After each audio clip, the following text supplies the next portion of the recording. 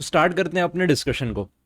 तो अब हम जितने भी केसेस देखेंगे ना, जितने भी केसेस देखेंगे, वो ये केसेस देख रहे हैं कि इन केसेस में रिवर्स चार्ज मैकेनिज्म एप्लीकेबल होगा।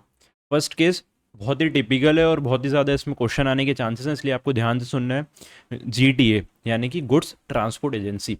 पहले मैं आपको बताता हूँ कि गुड्स ट्रांसपोर्ट एजेंसी होता क्या है। तो सर मान लीजिए मेरा एक ट्रक है, मेरा एक ट्रक है। अब ट्रक वाला हुआ जीटीए, और यहाँ पे है any other person, any other person. अब एनी अदर पर्सन गुड्स वाले के पास गया कि जीडीए वाले के पास गया कि मेरे को मेरे गुड्स जो है ना वो ट्रांसपोर्ट करवाने हैं दिल्ली, मुंबई से दिल्ली मेरे को ट्रांसपोर्ट करवाने हैं। तो ये पर्सन अपने गुड्स ये ट्रक वाले को देगा, और ट्रक वाला इसको एक कंसाइनमेंट नोट देगा, एंड ट्रक वाला देन इस गुड्स को ट्रांसपोर्ट करके ले जाएगा। तो ये जीटीए वाला है और ये पर्सन है। तो अब गुड्स इसके गए हैं, तो जीटीए वाला इसको इन्वॉइस देगा कि भाई मैं आपके गुड्स लेके जा रहा हूँ ना, तो इसके लिए मैं आपसे 1 लाख रुपए चार्ज करूँगा। अब क्वेश्चन आता है कि 1 लाख पे जो जीएसटी बनेगा वो इस पर्सन को पे करना है कि जीटीए को पे करना है। क्योंकि जीटीए वाले ने एक सर्विस तो प्रोवाइड करी है ना पर्सन को। जीटीए वाले ने क्या बोला है यार कि मैं आपका गुड्स जो है ना वो लेके जा रहा हूँ, इतनी दूर ट्रांसपोर्ट करके जा रहा हूँ, तो उसका पैसे तो मैं लूंगा, और उसके जो पैसे लूंगा मैं उसमें जीएसटी कौन चार्ज करेगा? आप चार्ज करोगे कि मैं चार्ज करूंगा? यही हमारा पूरा इस टॉपिक का ये पूरे टॉपिक हमारे अभी डिस्कशन है, जिसको अभी अपन करेंगे। अब इसकी एक पहले प्लेन रीडिंग लेते हैं अपन। इस केस में रिवर्स चार्ज मैकेनिज्म एप्लीकेबल होगा। मतलब अपन अब ए से लेकर जितना भी 15 से 20 केस देखेंगे उसमें रिवर्स चार्ज मैकेनिज्म एप्लीकेबल होगा, जिसमें recipient is liable to pay tax. Plain reading क्या बोलती है?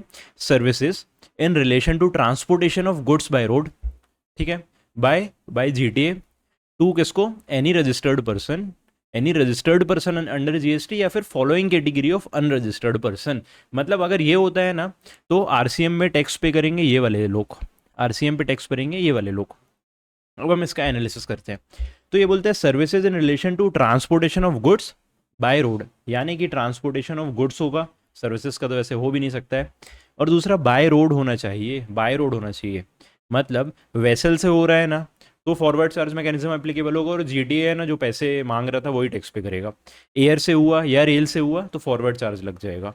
मतलब services in relation to transportation of goods by road होना चाहिए, ठीक है। और कौन सर्विस प्रोवाइड कर रहा है? जीटीए सर्विस प्रोवाइड कर रहा हो। जीटीए कौन होता है? जो कंसाइनमेंट नोट इशू करता है when goods are transported, when goods are received. ऐसा नहीं कि कल को मैं अपनी एक कार ले लूँ और कार से मैंने बोल दिया कि अपने दोस्त को कि भाई मेरी गाड़ी में भर दे सामान, मैं रख दूंगा तेरा सामान, दिल्ली पहुंचा दूंगा, तो मैं जीटीए बन गया। मैं जीटीए नहीं बन सकता क्योंकि मैं कंसाइनमेंट नोट नहीं इशू कर रहा हूँ, ठीक है। अब किसको प्रोवाइड हुई है सर्विस? तो any registered person, any registered person under GST, but कुछ लोगों को छोड़ के। गवर्नमेंट एजेंसीज हैं जो रजिस्ट्रेशन तो लिए जीएसटी पर। क्यों लिए जीएसटी में रजिस्ट्रेशन? क्योंकि सिर्फ टीडीएस काट पाएँ, टीडीएस या टीसीएस कलेक्ट कर पाएँ, ठीक है।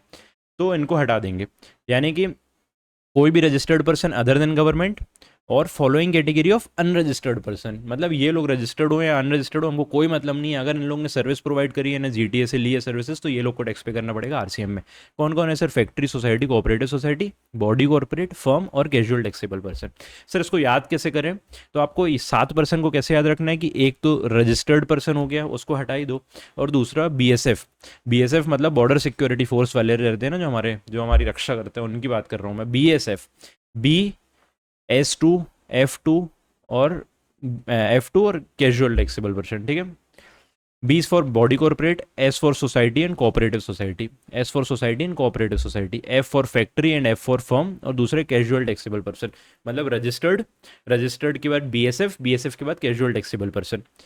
ये आप अपनी ट्रिक बना के याद कर सकते हो, तो आप अपनी ट्रिक से भी याद कर सकते हो, ठीक है। तो एक बार मैं सम अप करूं कि भाई जीटीए से अगर किसी से भी, जीटीए ने किसी को भी सर्विस प्रोवाइडेड करी है, इन 7 लोगों को सर्विस प्रोवाइड करी है, तो ये 7 लोग आरसीएम में टैक्स पे करेंगे। अब उसके बाद सर ऑप्शन एक आया ना, दिक्कत क्या थी कि जीएसटी जब आरसीएम पे हम पे करते हैं ना, तो आरसीएम वाली सप्लाईज को एग्जेम्प्ट मान लिया जाता है, और जो भी उस सप्लाई के लिए जो भी परचेजेस हमने करी होती है ना, उसका कोई भी आईटीसी नहीं मिलता है। तो यार जीटीए वाले लड़ने लग गए। जीटीए वाले बोले कि यार हमने ट्रक खरीदा है, हमने इतना सारा माल खरीदा, उसका तो आईटीसी हम क्लेम ही नहीं कर पा रहे हैं इस आरसीएम के चक्कर में। तो गवर्नमेंट ने बोला कि चलो आप लोगों को दोनों ऑप्शन दे देता हूँ मैं, आप लोगों को सिर्फ दोनों ऑप्शन देते हैं कि आप को अगर आईटीसी लेना हो, आईटीसी क्लेम करना हो, तो आप 12% टैक्स पे कर दो और फॉरवर्ड चार्ज में टैक्स पे कर दो। यानी कि आप जीटी हो, आप सामने वाले से इनवॉइस लोगे ना, तो सामने वाले से आप पैसे ले लेना और जीएसटी के और हमको पे कर देना, या तो दूसरा 5% वाला आरसीएम पे करो। तो सर फॉरवर्ड चार्ज में क्या होता है कि transporter will pay 12% tax under forward charge, और फिर उसको बोला कि आपको जिसका आईटीसी लेना सबका आईटीसी ले लो।